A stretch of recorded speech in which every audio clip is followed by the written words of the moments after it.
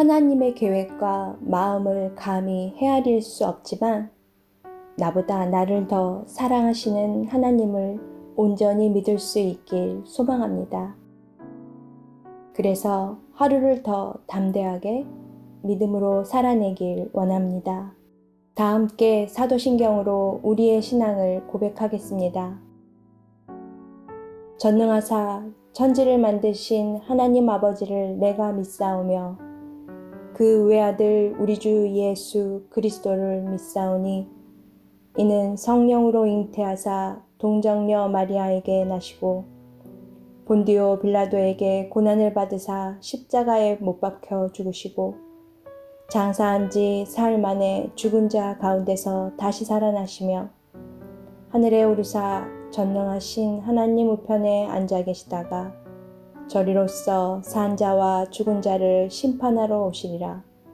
성령을 믿사오며 거룩한 공회와 성도가 서로 교통하는 것과 죄를 사하여 주시는 것과 몸이 다시 사는 것과 영원히 사는 것을 믿사옵나이다. 아멘.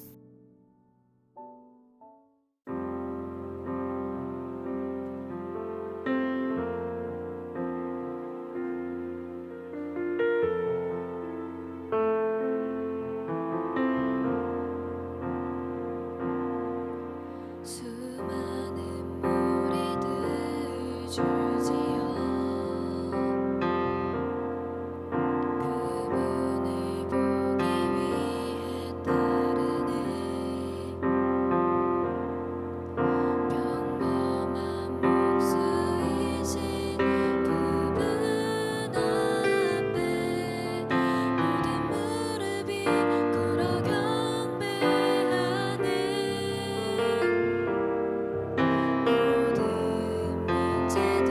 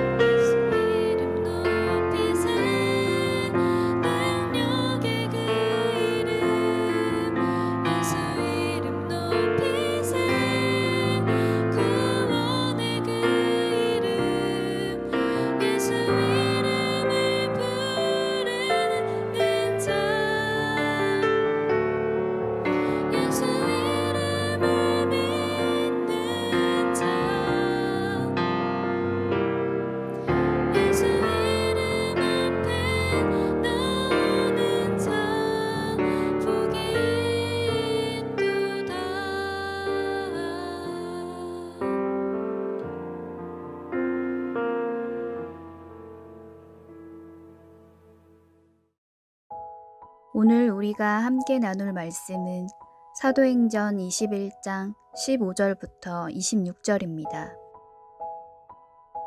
이 여러 날 후에 여장을 꾸려 예루살렘으로 올라갈새 가이사랴에 몇 제자가 함께 가며 한 오랜 제자 구브로 사람 나손을 데리고 가니 이는 우리가 그의 집에 머물려 함이라.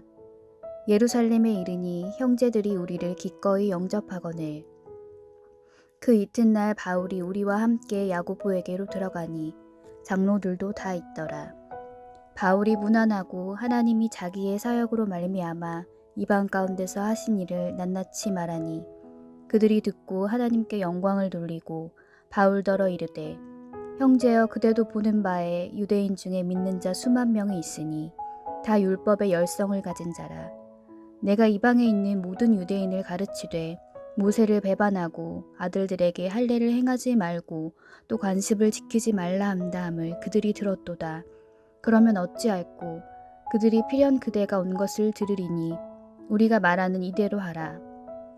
서원한 네 사람이 우리에게 있으니 그들을 데리고 함께 결례를 행하고 그들을 위하여 비용을 내어 머리를 깎게 하라. 그러면 모든 사람이 그대에게 대하여 들은 것이 사실이 아니고 그대도 율법을 지켜 행하는 줄로 알 것이라. 주를 믿는 이방인에게는 우리가 우상의 제물과 피와 목매어 죽인 것과 음행을 피할 것을 결의하고 편지하였느니라 하니 바울이 이 사람들을 데리고 이튿날 그들과 함께 결례를 행하고 성전에 들어가서 각 사람을 위하여 제사 드릴 때까지의 결례 기간이 만기된 것을 신고하니라. 아멘. 반갑습니다. 오늘 그 평안이라는 주제의 말씀을 함께 나누겠습니다. 사도 바울이 예루살렘에 가기로 작정했습니다. 성령의 명령을 따라서 그렇게 하기로 한 것입니다. 근데 처음에 성령께서 만만치 않은 도전을 하셨습니다. 너가 예루살렘으로 가면 결박과 환난을 당하게 될 거다. 그래도 갈래? 도전하셨고 바울은 아멘 했고 그렇게 예루살렘까지의 여정이 시작되었습니다. 가는 길에 만난 신실한 그리스도인들 그룹이 바울에게 2차례 이상이나 거기 가면 환난과 결박이 기다린다. 가지 마십시오. 이렇게 이제 간청합니다. 바울도 함께 울면서 나도 괴롭다. 그러나 나는 하나님께 내 인생을 드리기로 이미 결정했다. 그렇게 하면서 그 길을 가기로 하죠. 그리고 드디어 오늘 본문에서 예루살렘에 도착합니다. 예루살렘 교회에 가보니까 거기에 교회의 리더들이 모여 있었고 바울은 3차 전도 여행 때 있었던 일들과 하나님께서 행하신 일들을 이야기하면서 함께 은혜를 나눕니다. 여기까지는 너무 좋습니다. 근데 그때 예루살렘 교회의 리더들이 갑자기 불안한 말을 하기 시작했습니다. 바울로서는 이미 알고 있는 이야기였지만 그것을 현장에서 직접 듣는 것은 또 느낌이 다를 겁니다. 예루살렘에 예수 믿는 유대인들이 아주 많이 있습니다. 그들은 모두 유대교회에서 기독교로 개종한 사람들인데 최소 1만 명 이상인 그 중에서 율법을 지키는 기독교인들입니다. 그런데 그들이 바울 당신을 노립니다. 이런 이야기였습니다. 자, 잘 생각해 보십시오. 성령께서 바울에게 예루살렘으로 가면 결박과 환난이 기다린다 라고 말씀을 하셨습니다. 근데 그 처음 일은 유대교도 아니고 이방인도 아니었습니다. 같은 그리스도인에게 당하게 될 고난이었다는 것이죠. 그들이 그렇게 바울을 노리고 있었던 이유는 바울에 대한 오해 때문인데 바울이 마치 율법은 아무것도 아니다. 그거 지키지 마라 라고 말하는 것처럼 생각해서 흥분을 해 있었던 겁니다. 그래서 바울을 가만두지 않을 거라고 벼르고 있었던 것입니다. 그래서 예루살렘 교회 리더들은 바울에게 나실인 서원을 한 4명의 사람이 있으니까 그 사람들이 머리를 자를 건데 그 머리 깎는 비용을 당신이 좀 대신 내주면 바울도 율법을 배격하는 건 아니구나 이렇게 생각하고 좀 잠잠해지지 않겠습니까? 라고 제안하고 바울도 흔쾌히 수용합니다. 그 말은 무슨 말이냐면 그들이 말했던 것처럼 바울이 율법을 배격하는 게 아니었다는 것이죠. 바울은 율법을 배격한 게 아니고 예수 그리스도의 보혈과 십자가와 부활의 능력을 전했을 뿐입니다. 근데 결국에 그렇게 바울이 그들의 머리 깎는 비용을 내줌으로 나는 율법을 배격하는 자는 아니다라는 사인을 주었음에도 불구하고 바울에 대한 적대적인 분위기가 전혀 해결이 안 됐습니다. 그래서 실제로 그들로 인한 소동이 곧 일어납니다. 27절인데요. 그 이래가 거의 참에 아시아로부터 온 유대인들이 성전에서 바울을 보고 모든 무리를 충동하여 그를 붙들고 외치되 이스라엘 사람들아 도우라. 이 사람은 각처에서 우리 백성과 율법과 이곳을 비방하여 모든 사람을 가르치는 자인데 또 헬라인을 데리고 성전에 들어가서 이 거룩한 곳을 더럽혔다 하니 이는 그들이 전에 에베소 사람 드로비모가 바울과 함께 시내에 있음을 보고 바울이 그를 성전에 데리고 들어간 줄로 생각함이로라. 온 성이 소동하여 백성이 달려와 모여 바울을 잡아 성전 밖으로 끌고 나가니 문들이 곧 닫히더라. 그들은 바울을 데리고 그렇게 들어가서 죽이려고 했습니다. 그때 물론 로마의 천부장이 그 소식을 듣고 백부장들을 데리고 가서 조용히 정리시킵니다. 31절인데요. 그들이 그를 죽이려 할 때 온 예루살렘이 요란하다는 소문이 군대의 천부장에게 들림에 그가 급히 군인들과 백부장들을 거느리고 달려내려가니 그들이 천부장과 군인들을 보고 바울 치기를 그치는지라. 우리가 오늘 나누려고 하는 것은 이겁니다. 바울이 애쓰지 않은 거 아닙니다. 바울은 그들의 마음을 풀어주기 위해서 애썼고 나름대로 노력을 했습니다. 어차피 율법에 대한 문제는 본질적인 것도 아니었고 그래서 바울은 자기가 직접 네 사람을 데리고 가서 머리 깎는 비용도 내주고 그렇게 했습니다. 근데 그게 아무런 효과가 없었다는 것이고 바울에게 대한 그들의 분노를 하나도 잠재우지 못했다는 겁니다. 그래서 그러므로 그게 의미가 없었던 건가? 그렇게 말하는 건 아닙니다. 혹은 바울에게 그것을 제안했던 야고보가 잘못했다는 건가? 그런 말도 아닙니다. 그들은 그들이 할 수 있는 모든 일을 그들의 지혜를 따라 합니다. 다만 사람의 지혜가 모든 것을 해결할 수 없었다는 것을 보여줄 뿐입니다. 그들은 이게 뭐지? 일이 왜 이렇게 돌아가지? 생각했을 겁니다. 그러면서 나는 왜 아무것도 해결할 수 없지? 스스로에게 실망했겠죠. 근데 성경은 그리스도인의 삶이라고 하는 것이 기도를 더 많이 하고 더 많이 노력하고 더 성실하게 하고 더 지혜롭게 무언가를 감당해서 결과적으로 내가 원하는 것을 얻어내고 내가 바라던 것을 이루면서 살아가는 것, 그것이 그리스도인의 능력 있는 삶인가? 그런 건 아니다 라고 우리에게 말하고 있는 중입니다. 그리고 내가 원하는 것을 내 실력이나 내 간구함으로 얻어내는 게 기독교 신앙의 능력이 아니고 모든 일을 이루시는 분이 하나님이신 것을 알고 믿고 고백하고 그 믿음으로 우리에게 주어진 내 맘대로 되지 않는 우리의 모든 정황과 우리 인생을 살아가는 것이 기독교인의 능력이라고 말한다는 것을 기억하셔야 합니다. 그래서 욥기에서 욥은 마지막에 이렇게 고백하죠. 내가 전에는 주께 대하여 귀로 듣기만 했지만 이제는 눈으로 주를 봅니다. 이것은 사람의 실력으로 사람의 지혜로 만들어낼 수 있는 고백이 아닙니다. 우리에게 아주 소중한 것이 바로 그것입니다. 우리가 한 자연인으로 태어나서 매일 내 능력과 내 실력으로만 모든 것들이 이루어지는 줄 알았는데 이제는 내 삶의 시작이 하나님의 은혜와 섭리였듯이 우리 삶의 모든 과정과 결말까지도 하나님께 속했다는 것을 알게 된다면 그것이 우리 인생의 가장 큰 은혜와 기쁨이라고 성경은 우리에게 말하고 있는 것이죠. 그러므로 우리의 정황을 가지고 오늘 우리의 어떠함을 판단할 게 아니라 우리 정황은 무엇입니까? 주님, 내가 그 길을 걷겠습니다라고 하는 기도할 수 있는 그 기도의 내용이 된다는 것이죠. 우리를 평가하거나 판단할 수 있는 근거가 되는 게 아닙니다. 이제까지 우리는 우리의 모든 정황을 바라보면서 우리 자신을 저주하고 혹은 그렇게 마치 모든 것이 내 문제인 것처럼 내 못남의 결과물인 것처럼 생각해 왔습니다. 그러나 이제는 하나님이 나 같은 사람도 사랑하셔서 복음을 주셨고 믿음을 주셨고 그렇게 이제는 어떤 것을 통해서도 결코 망할 수 없고 하나님께서 우리 운명을 영원한 생명으로 바꾸셨다는 사실 때문에 우리는 너무나 기쁘고 감사하게 될 수밖에 없는 존재가 되었다는 겁니다. 그래서 그 속에서도 오직 하나님으로 인해서 우리의 정황 한가운데에서도 오직 하나님으로 인해서 우리 삶이 그렇게 완성되어 가고 있는 중이라는 사실로 인해서 오늘 우리는 안심하게 되는 것입니다. 말씀을 정리하겠습니다. 오늘 본문에서도 결국 바울의 실력으로는 만들어낼 수 없었던 하나님의 나라로 이끌어 가시는 하나님의 모든 역사를 보면서 그렇게 도살장으로 끌려갔던 예수님처럼 그렇게 감당 못할 것 같은 그 길로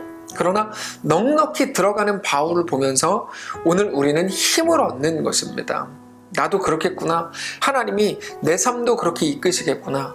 그 사실로 인해서 힘과 위로를 얻는 것이죠. 오늘 그 위로와 평안케 하시는 하나님의 귀한 역사 안에서 오늘 우리에게 허락된 우리의 정황, 그리고 어쩌면 그 속을 살아낼 힘이 없는 우리의 모든 연약함 속에서도 놀랍게 일을 이루시는 하나님으로 인해 세상이 줄 수 없는 평안을 누리게 되는 성도들 되시기를 축복합니다. 한번 기도하겠습니다. 살아계신 하나님, 오늘 하루를 허락하셨습니다. 그러나 우리는 오늘을 살아갈 힘이 없습니다.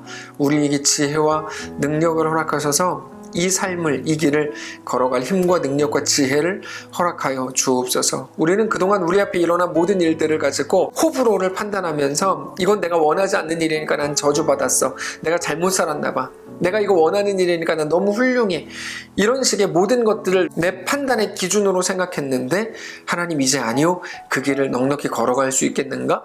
라고 도전하시는 하나님의 도전으로 깨닫게 하여 주옵소서. 하나님, 그리고 그 길을 걸어가신 예수 그리스도처럼 우리도 우리에게 허락된 이 길을 넉넉히 걷는 복된 하루 되도록 축복하시옵소서. 오늘 또 중요한 수술을 앞두고 있는 유태분 집사님 함께 하셔서 힘을 주시고 그 병실에서 수술을 하고 그 이후에 모든 회복되는 과정에도 하나님의 놀라운 은혜가 있게 하여 주시옵소서. 모든 성도들 어디 있든지 그곳에서 놀랍게 하나님의 영광을 바라보고 전능과 믿음으로 승리하는 귀한 날 되게 하옵소서. 감사드리며 살아계신 예수님의 이름으로 기도합니다. 아멘.